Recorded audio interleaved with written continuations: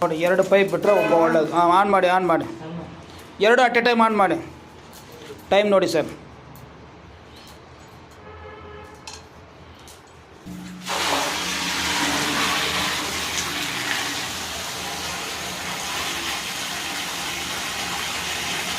ಎರಡು on ಆಗಿದೆನಾ? Time ನೋಡಿ sir. ಇರಲಿ ಈ ಥರ ಬರಬೇಕು. ಈ ಥರ ಬಂದರೆ ಒಳ್ಳೇದು. ನೋಡಿ ಹೆಂಗೆ ಬರ್ತದ್ರ ಮೇಲೆ, ಗೊತ್ತಾಯ್ತಾ? ನಾನು ಏನು ಹೇಳಿದೆ ನಿಮಗೆ? ಸೂಪರ್.